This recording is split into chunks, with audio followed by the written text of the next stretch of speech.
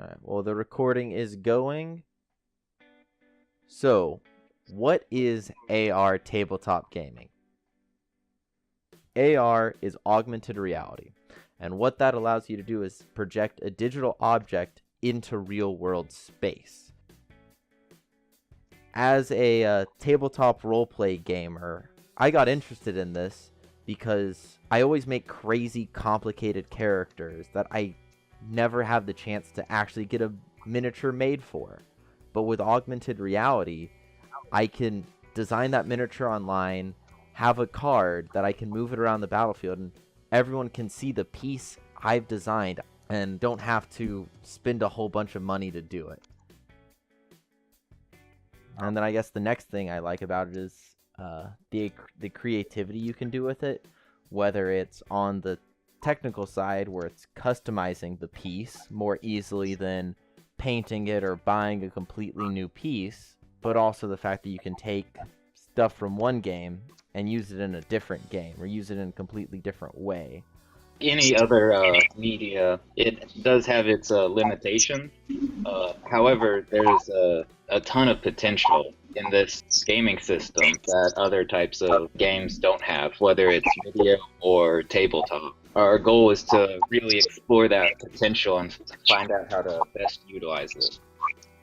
Yeah, I think it's something that really hasn't been explored by anyone. Any of the big gaming companies that you'd expect to really have exploited this new tech as well. No one has stepped up and produced the sorts of stuff you'd expect them to have done by now. And the potential is so huge. It hasn't even been looked at. We've put up a couple videos, a couple tasters, and we've just got floods of people talking to us already. It's fantastic. And I think a lot of people in a lot of the tabletop gaming communities are very open to it. Obviously, there's some people who are going to be naysayers, whiners. They don't like new things. But I think people are open to it. Mm-hmm. I guess we should talk about how we all got into this, whatever we are together. Well, I guess about 6 months. Yeah, six-ish months ago, I had decided that I wanted to design a game. So I started trying to design my own tabletop role-playing game, and I joined a bunch of different pages to figure out where exactly I wanted to go with this stuff, what would be useful, get feedback, get help, figure out what other people were doing. And on one of these pages, what was it, like a storytelling page or like a role-playing, saw Casper do a post. I'm not like a role-playing guy, right? So what I was trying to do is I was trying to like get some help with some world building I was doing. So I went on the role-play pages that I could find online because I know the dungeon masters and the game masters. That's the place to go, right? To find the people who are up for world building. I ended up coming across Brett. I don't know. We were just helpful. That's what it was, you know. That it was literally just like, I need some help with something, and Brett was like, "Yeah, man." It's like, yeah, send me your stuff. I'll take a look at it, no problem. Because the best way to learn is to look at other people's stuff, trade stuff, and it was just kind of like, hey, I like what you sent me. I'd love to talk about it, and it was like, hey, well, I'm in the UK, so my time's funny. Can you talk at this time? And I'm like, what's that? My time? And then I got involved. Rhett was, asking me a lot of questions, looking for inspiration, and I got curious what he was working on. So he showed me, saw all the potential with the augmented reality, and so we started collaborating. And it's fantastic. And it's just been a I guess a wild ride since then, and it's been really interesting just looking into all the potential. I know it'd be like, we'll be going one direction, and then we'll see something off to the side and be like, ooh, that's another thing we can do, and we'll go after that, and look into that for a bit, and be like, ooh, that's another thing, we'll go into that for a bit, and really just looking at all this stuff. It's one thing that's a little daunting is deciding where to start. I guess that's a good problem to have. Yeah, I think that's why when we started, it's a good idea to do something that kind of pre-exists, do something that you're familiar with. Personally, I'm obviously very familiar with the wargaming, so it was like, let's just try to build Warhammer and make it work. Not to release, right?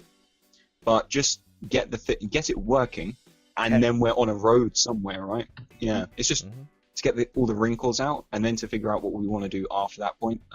More specifically, obviously, we can't just take like Warhammer IP and just be like, yeah, we're releasing this. Hope we. I'll see you in debtor's prison. Like, Yeah, we're gonna get so sued. it's hilarious that people ask.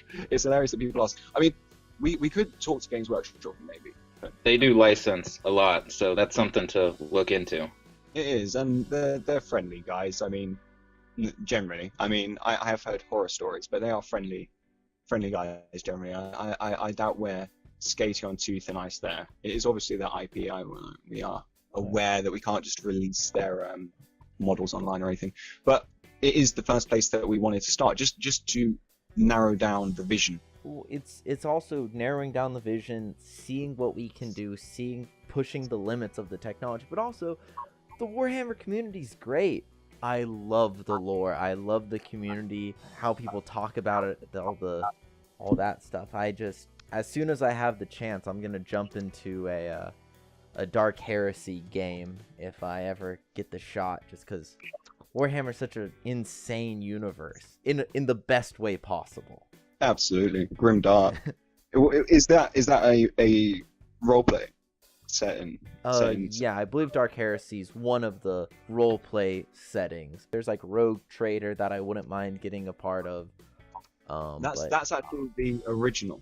Yeah, Rogue. I think Rogue Trader's the original. That's actually the original. Yeah. I want to say Dark Heresy's either the Inquisition one or the you play as Chaos Space Marines one.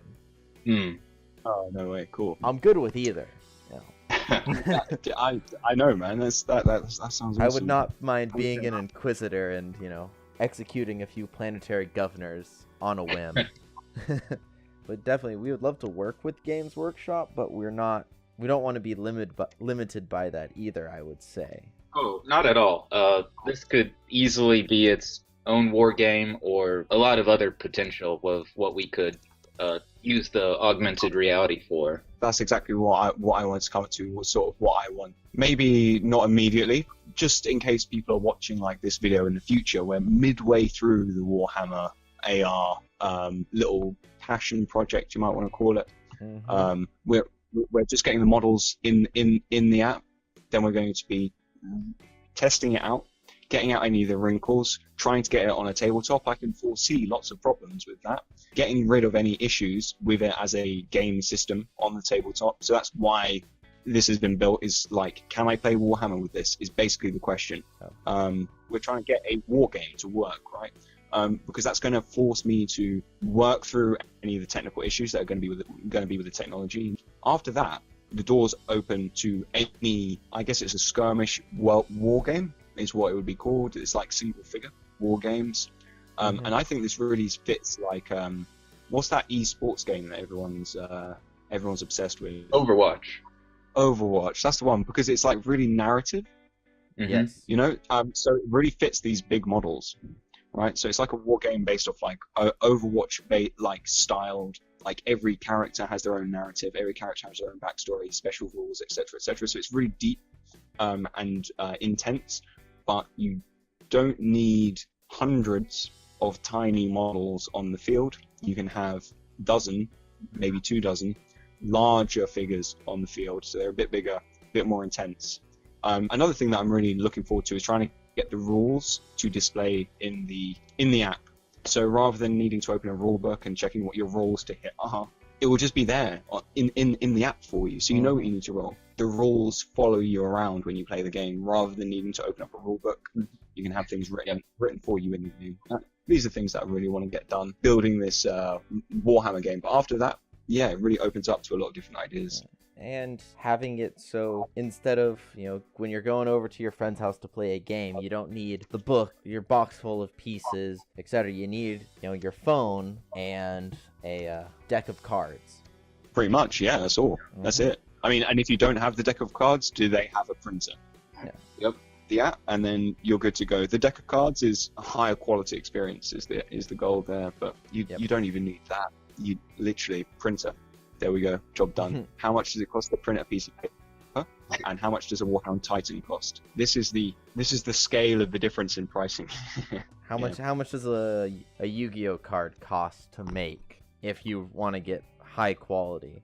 I don't know. Is it not like 50p per card? Can you use real money and not European monopoly money? I just love how it doesn't limit you. You know, I have a friend who has a bunch of miniatures for our Dungeons and Dragons game, but the only magic users are women. And I'm playing a sorcerer with a gambling problem who's a guy. And so none of these people fit him at all. Yeah. You know, it also helps get your friends into the hobby since it won't have that high level of cost. The paywall. Yeah. Yeah, the paywall for things like tabletop war games is intense. So I think a big part of it is that we're maybe facilitating the ability to hit this middle ground between people who are interested in wargaming and people who are invested. And when I say invested, I mean like it could have been an investment instead, you know? You could have been sorting your grandkids out with their college, university fund, right? Instead, right? It's a serious amount of money in a lot of cases. There are some people who are into it. Like you said, you're kind of into the fluff, you're into the narrative, you're into the background for Warhammer. You're going to spend £500 on... I don't know if I'm ready to commit yet. It's a big commitment. You know? So instead of, you know, your friends not wanting to play with you since it costs $500 to get in, you just print off some trackers for them and boom, ready to go. So what else could we make? Like what other types of games? What other stuff can we make with it? Well, as I mentioned, I'm big into tabletop role-playing games, so I've definitely thought in that direction. Like Dungeons and Dragons. Yeah, Dungeons and Dragons is the main one I've played. Recently I played some Starfinder. I started out in Champions, or the hero system, which is a superhero one. But again, as I mentioned before, I was never able to have that custom hero. You just went immediately way over my head. I played a bit of D6. I played a bit of Pathfinder one time. And those aren't even everything I've done. That's just wide breadth of different stuff I've done. But the thing is, I'm a creative guy, so I'd always draw out my person. But if we ever played with miniatures, I never had that person. I had something as a placeholder of them. And I would draw this elaborate character with all these parts and bits, and I wouldn't have that. And that's one thing I'm kind of excited for with this stuff is I guess we would make some kind of program or a website or something where you design that hero that you want, and you could plug in pieces, stuff like that, and then after that you would have this hero, this card that you would be able to print off and show your fellow players or your dungeon master, your game master, what your hero looks like in 3D, and be able to play with that hero on the table with that card. And whenever you want to see that hero, you can look in your phone. I could take it even further than that. That's a bare exciting. minimum. That's cool. I can see how that works. I can see why people might want that. Yeah. But I'll take you a step further, and I'll say when your character, you get equipment and stuff, you put on a chainmail vest in Pathfinder, D&D or something like that. Mm-hmm. Your character can put on the equipment, right? So you don't have the one character with it's my fighter in D&D or whatever, and they've got the armor on. Well, your game master starts you out and you're stripped bare. Yeah, your character can be stripped bare. Your character can wear something, and they're on the tabletop, right? Yep. They're as the piece. Yeah, that's entirely possible. And with the face, and with your face, if you want, whatever you want, we can do anything like that. Yeah, absolutely. My friend, his character started out as a Goliath that used these two magical maces. Well, he just recently got a sword that's a lot better, And so now he's using a sword and his mace. The weapons he uses have changed out. And if he had bought a miniature with the 2 maces, it wouldn't fit his character. I know that sounds petty or whatever, but it's something we care about. We care about the aesthetics of our character, and if we can't like change it, I know I've refused good gear because I was like, that doesn't fit the look of my character. And just being able to customize the character on the fly sounds amazing. Like, oh, right now my familiar is with me. Now my familiar is not with me. It's not just about like pettiness, right? It's about like if you can. Why not? Why not? Like why not? I guess it could sound petty to somebody who's not really into role-playing games a ton. But another thing that I would really love about doing this is just having it for terrain. And if I'm doing a battle in a forest, I have my little stack of AR cards that I can throw out, and boom, party's in a forest.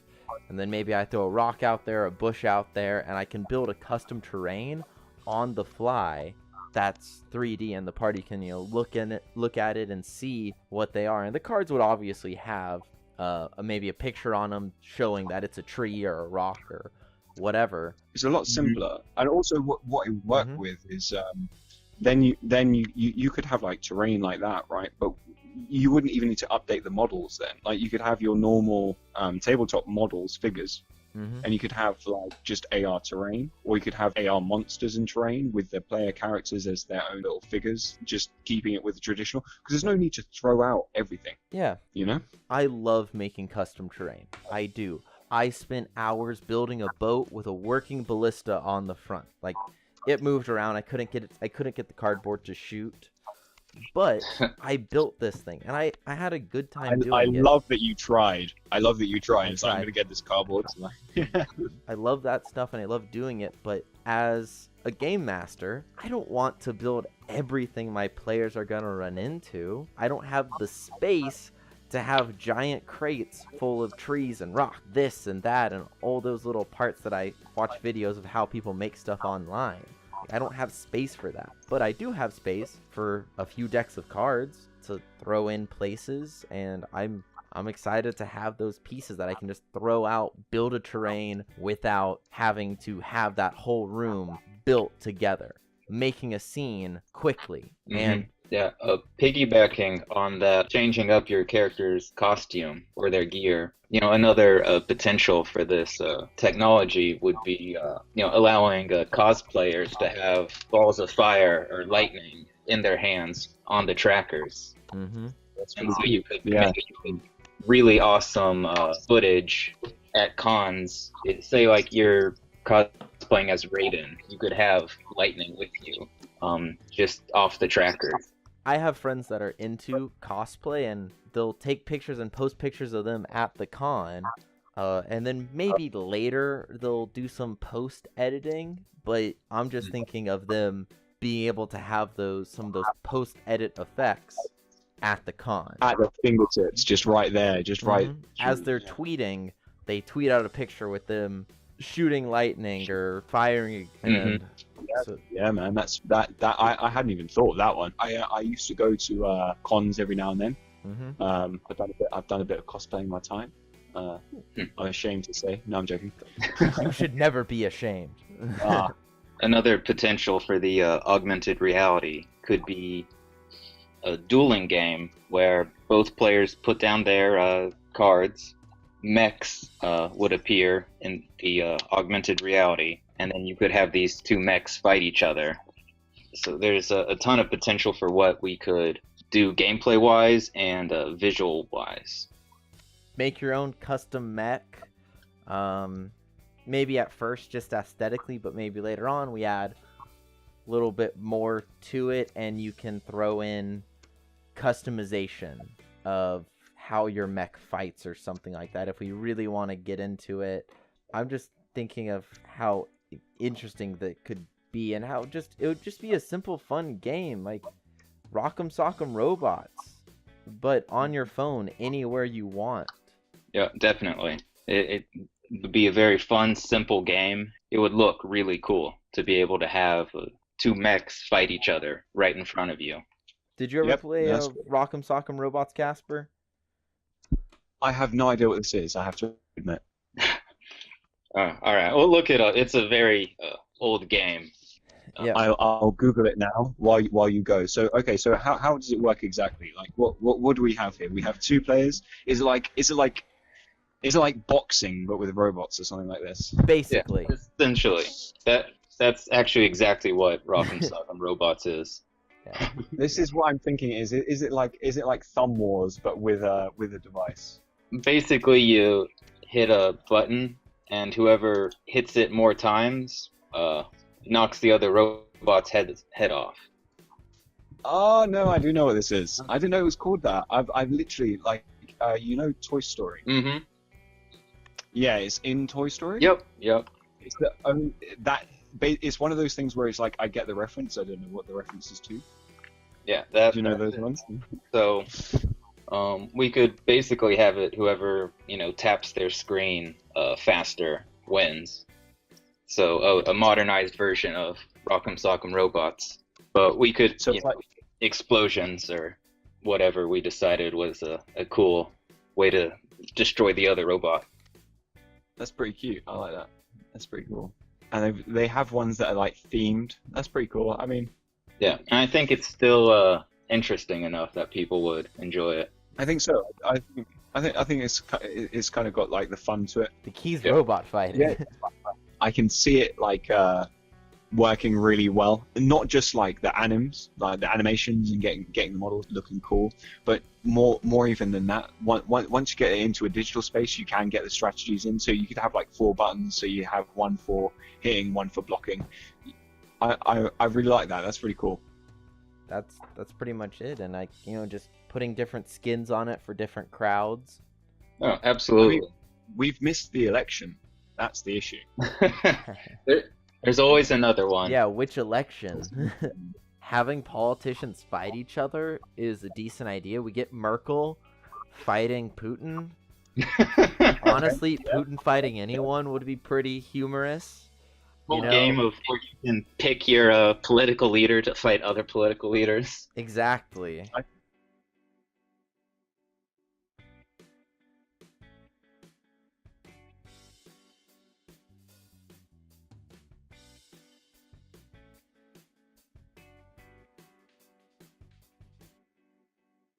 Okay, guys, it was awesome to speak to you tonight. It was great to get your thoughts and ideas and get everything sort of out there to get like a little intro video, let people know what we're doing here. I'm Casper. I work with you guys at STAG, that's Southern Transatlantic Gaming. You can catch us on Facebook, especially. Pretty much every day you'd be able to contact us on there. We also have a YouTube channel, so make sure you check us out on all our channels. Just because we like sycophant fans, Mm-hmm. Yeah. Don't forget our Twitter. That is horribly undermanned right now, but still, check us out there too. It is, but that's where Twitter belongs,